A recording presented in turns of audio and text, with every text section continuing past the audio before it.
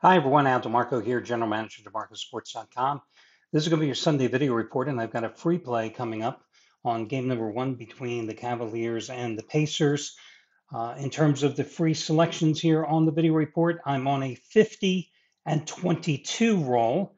That's dating back to October in all sports combined. And more recently, I've won 30 of my last 44.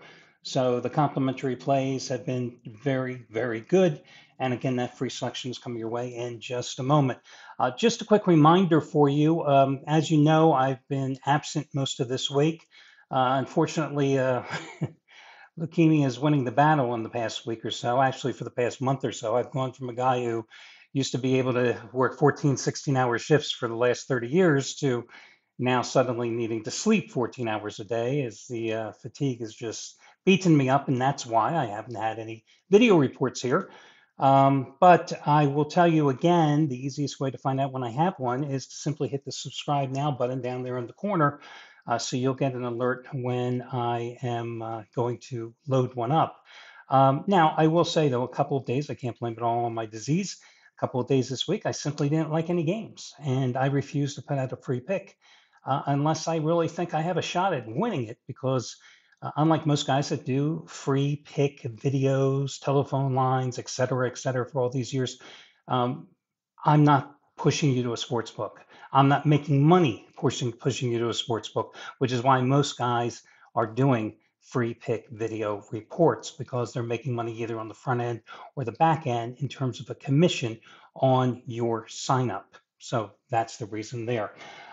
In terms of over at DeMarcoSports.com, for those of you that happen to be package players with me, not the all access pass, but actually package players with me, I've lost 5 straight days.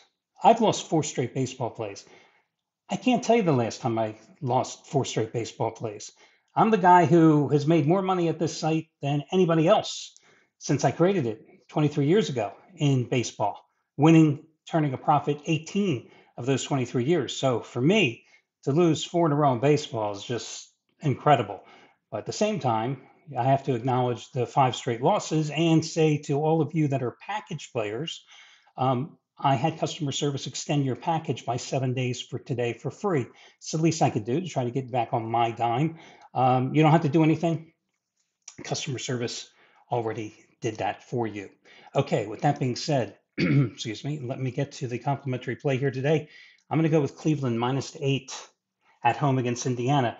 Now, Cleveland has had one extra day of rest because it knocked off Miami in 4, as opposed to Indiana the following day needed overtime for that magnificent rally to knock off Milwaukee in 5.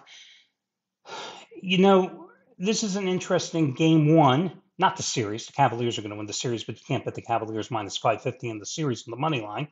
But I think it's interesting when you see the handicappers and the media types all talking about how the Pacers match up well with the Cavaliers. I don't see it. I mean, it is true that Darius Garland may not play today because he re-aggravated a sprained toe and missed the final 2 games of the regular season, played games 1 and 2 of the Miami series, and then skipped the next 2 after re-aggravating that injury. But you have a Cavaliers team that had the best offensive rating in the regular season at 121. And the playoffs are at 136 too. Now, I don't expect that trend to continue along that same line because Miami didn't put up any fight and Cleveland just willingly had its way. But I don't see the Pacers being able to stop Cleveland, because even without Garland, you look at what Cleveland can run out there. They may start Sam Merrill for a third straight game, but they don't have to. I mean, they certainly have options. And then when you think about Ty Jerome and DeAndre Hunter, 2 guys that could probably be starting for a lot of teams, they're coming off the bench, right? You got Isaac Okoro, who might start instead of Merrill if Garland can't play today. Now, it is true that the Pacers have a well-rounded lineup, and that 5-out offense, even Cleveland head coach Kenny Atkinson said it's the toughest thing to defend in the NBA. It's going to result in some high-scoring games here. But I think ultimately there's a couple of things you have to look at. First of all, Donovan Mitchell is rested and healthy. Can't understate how important that is, especially for a guy who, in his 8 pro seasons, has never advanced past the second round. You have a Pacers team that had great scoring in round number 1 against Milwaukee, but were the Bucks any good? I mean, sure, they had Giannis, but and Miami certainly didn't. But when I look at those 2 series, I think they were both piece of cakes. And yet the Bucks didn't have Dame. They didn't have much else beyond Giannis. So the Pacers taking them out, and with all 5 starters averaging in double figures and 7 players in all averaging double figures in that 5-game series, can't really say I'm surprised. But I think in this game, a couple of things that you have to look at is that you got Jared Allen and Evan Mobley. And people will say, well, Siakam and Miles Turner will be able to give those 2 trouble.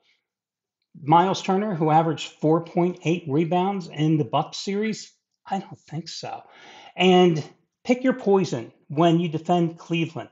Do you want to focus on the 2 big guys up front, and Allen and Mobley? Or do you want to focus more on Mitchell and whoever's playing alongside him in the backcourt? Pick your poison. You're not going to be able to stop them both. That's why the Cavs are so devastating offensively. They have an inside-outside game that teams simply can't defend against. Many will say, well, this is a veteran Pacers team, a Pacers team that got to the Eastern Conference Finals last year. But who did they play last year? I mean, it wasn't really, tough. I just don't like this. I think that, this is a Cavaliers team that has really just played gangbuster ball all season because they picked the right coach in Atkinson, and that's why I'm more than willing to lay the 8 points with Cleveland for game 1. So good luck, everyone, and hopefully we'll talk to you soon.